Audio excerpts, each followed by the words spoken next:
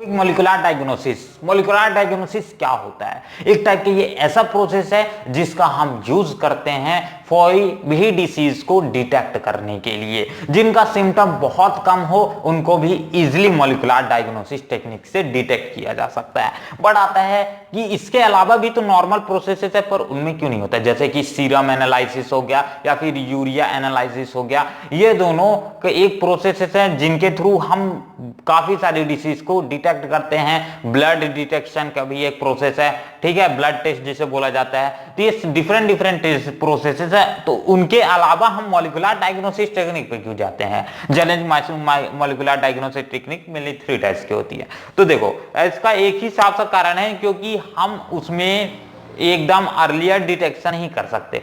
जब कोई भी पैथोजन, कोई भी वायरस या कोई भी डिसीज का सिम्टम भी ना दिख रहा हो, ठीक है, उसका चांसेस भी ना हो, तब हम उसमें पता लगा सकते हैं कि एक इंडिविजुअल को कोई भी डिसीज है या नहीं। जैसे कि एड्स हो गया, HIV, ठीक है, HIV करंट एड्स होता है।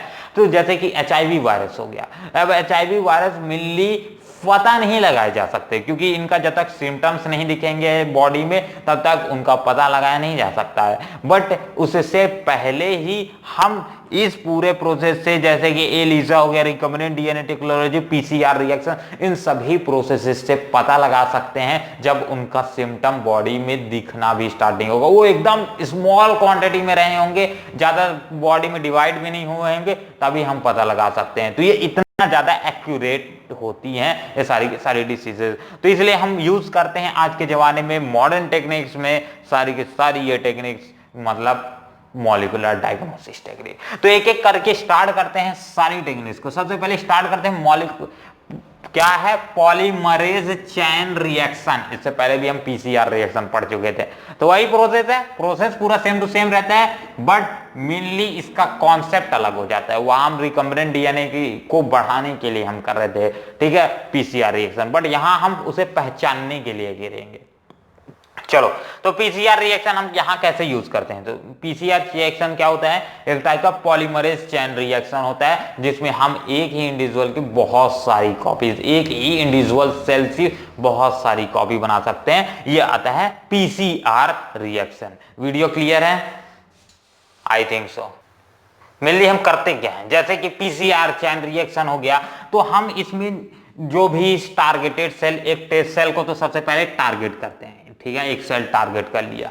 अब उस टारगेटेड सेल में फर्दर प्रोसेसिंग की जाती है कि इसका जो भी न्यूक्लियस है, न्यूक्लियस के अंदर न्यूक्लिक एसिड प्रेजेंट है, हम उस nucleic acid NuClIc nucleic acid की जांच पड़ताल करते हैं, या फिर उसको न्यूक्लिक एसिड को बोल सकते हो कि एम्पलीफाई किया जाता है। अब एम्पलीफाई करने के बाद उसकी स्टडी की जाती है और फर्दर हमें पता लग जाता है कि इसमें कोई DNA फ्रेम में चेंजेस तो नहीं आया है, कोई अनवांटेड चेंजेस तो नहीं आया है, और इसके कारण हमें पता चल जाता है कि पॉलीमरेज चेन रिएक्शन के कारण कि कोई डिसीज हुई तो नहीं है। जैसे कि HIV हो गया, ठीक है, या फिर कैंसर हो गया, जिसका पता नहीं लगा सकता, आसानी से पता नहीं लगाया जा सकता। तो ये सारे डिसीजेस हम अर्ली डिटेक्ट कर सकते हैं PCR चेन रिएक्शन। ये इतना ज्यादा एक्यूरेट होती है कि जब बॉडी में कतई भी सिम्टम नहीं दिखेगा तभी इसको देख सकते हैं, हम पता लगा सकते हैं हाँ भाई ये है। तो उस समय इसको क्योर करने के चांसेस भी बढ़ जाते हैं, ठीक है ना। तो मतलब उसके चांसेस भी क्योर करने की कि हाँ भाई ये ट्रीटमेंट हो सकता है, इसका पॉसिबल है, इसको आगे फैलने से रोका जा सकता है। तो ये आता है PCR चेन रिएक्शन। तो ये एक ओल्डेस्ट मेथड है इन सभी में से। नेक्स्ट आता है रिकम्बिनेंट डीएनए टेक्नोलॉजी, जो अब तक का सबसे मॉडर्न मेथड माना जाता है। रिकम्बिनेंट डीएनए टेक्नोलॉजी क्या है? मतलब rDNA technology. Recombinant DNA technology एक ऐसा प्रोसेस है जिसमें हम सिंपल से जो भी टारगेटेड सेल रहता है उसका तो सबसे पहले क्लोनिंग करते हैं। क्लोनिंग करने का मतलब है कि जैसे भी मेरे मतलब किसी के बॉडी में कुछ प्रॉब्लम है मान लेते हैं, किसी को HIV है, ठीक है, मान लेते हैं, या फिर कैंसर है मान लेते हैं, ठीक है। अब हम उसके बॉडी का उस सेल को, टारगेटेड सेल को सेलेक्ट करेंगे, ठीक है। सेलेक्ट करने के बाद उसका एकदम से क्लोन क्रिएट करेंगे। क्रिएट करने का मतलब है कि जैसा वो सेल है, जैसा उसमें सेमिंग सीक्वेंस है, ठीक है, फ्रेमिंग है, हर चीज का DNA सीक्वेंस, माइटोकॉन्ड्रिया किस तरह से सिचुएटेड है, ठीक है, सेल ऑर्गेनल्स क्या क्या है, सारी की सारी चीजें एकदम एग्जैक्ट करना, उसी को बोला जाता है क्लोन, ठीक है। तो क्लोनिंग करते हैं। अब क्लोनिंग करने के बाद मेनली उस क्लोन्ड सेल को हम लेते हैं और फर्दर उसका एक रेडियो एक्टिव, ठीक है, radio active probes, radio active particles, जैसे जिसे हम प्रोब्स बोलते हैं, ठीक है ना, रेडियो एक्टिव पार्टिकल्स का इस्तेमाल किया जाता है इस प्रोसेस में, तो जिसे हम प्रोब्स कहते हैं। जो प्रोब्स क्या होता है, प्रोब्स एक टाइप का DNA का फ्रेम ही होता है या फिर RNA का फ्रेम ही होता है, जिसमें 15 से 30 क्या रहते हैं, सिर्फ और सिर्फ बेस पेयर्स होते हैं, ठीक है ना। इसमें ज्यादा बेस पेयरिंग्स नहीं रहते, 15 से 20 बेस पेयरिंग ही रहते हैं, ठीक है। उसको लेते हैं, फिर उसको हम उसमें इंट्रोड्यूस कराते हैं एक क्लोन वेक्टर में। जैसे मैंने ये लिया क्लोन वेक्टर, ये लिया, ठीक है। क्लोन वेक्टर में मैंने एक रेडियो एक्टिव पार्टिकल्स को, जैसे कि मैं जिसे प्रोब बोल रहा हूँ, PROB, प्रोब बोल रहा हूं, ठीक है। इस प्रोब को क्या करूंगा, इसमें इंट्रोड्यूस कराऊंगा इसके फ्रेमिंग सीक्वेंस में, न्यूक्लियस के, ठीक है। अब इसके बाद फ्रेमिंग कराने, इंट्रोड्यूस कराने के बाद नेक्स्ट मैं इसे ऑटो रेडियोग्राफी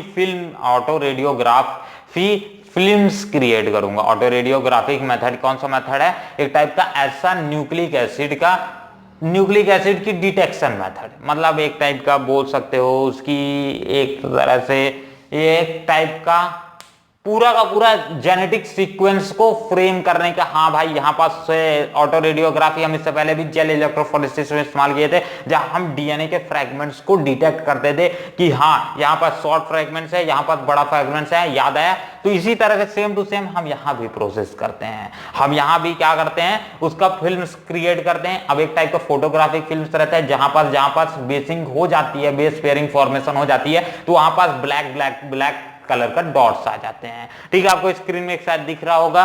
चलो, तो ये इसके बाद प्रोब्स के बाद अटैक कर देता है उस सेल पे, सेल के बाद वहां फॉर्मेशन हो जाता है। चलो, मान लो अब यहां दो प्रोसेसेस आता है। एक ऑटो रेडियोग्राफिक फिल्म, जो फोटोग्राफिक फिल्म आया है हमारे पास, मान लेते हैं ये एक फोटोग्राफिक फिल्म है, ठीक। इस फोटोग्राफिक फिल्म में हो सकता है बहुत सारे ब्लैक कलर के इस तरह से स्पॉट्स आए, ठीक है, इस तरह से स्पॉट्स।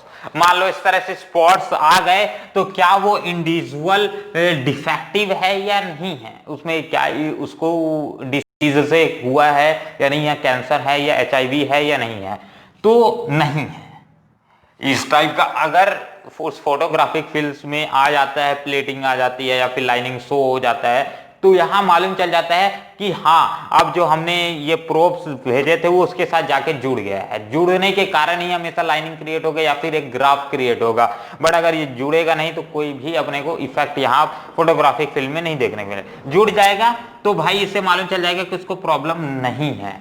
बट अगर वो नहीं जुड़ा तो मालूम चल जाएगा कि उसको डिसीज है, उसको ये कैंसर है या फिर एड्स है, ये मालूम चल जाएगा। अब कैसे, आप सोच रहे होगे अब नहीं आया तो कैसे पता चले। मान लेते हैं अपने पास फिल्म है, इसमें कुछ नहीं आया, तो इसमें आ जाएगा ये आ जाएगा पॉजिटिव और ये आ जाएगा नेगेटिव। पॉजिटिव नेगेटिव यही केस हमने सुना होगा कि इसको HIV पॉजिटिव है, HIV नेगेटिव। HIV पॉजिटिव क्या होता था कि जो हाँ भाई उसको पॉजिटिव है, HIV नेगेटिव उसको नेगेटिव, HIV नहीं है, ये बोला जाता है पॉजिटिव नेगेटिव का केस, ठीक है। मान लेते कोई भी प्लेटिंग में, कोई भी फोटोग्राफिक में कुछ नहीं आया, तो क्या कुछ नहीं आया तो उसको डिसीज है, उसको ये डिफिशियंसी बॉडी में है। ऐसे कैसे, अब ऐसे कैसे, देखो अगर इसमें कुछ नहीं आ रहा है, मतलब जो भी हमने प्रोब्स भेजे हैं वो तभी पेयरिंग करेगा जब सेल के ऑपोजिट एंटी पेयर्स उसके पास प्रेजेंट रहेंगे।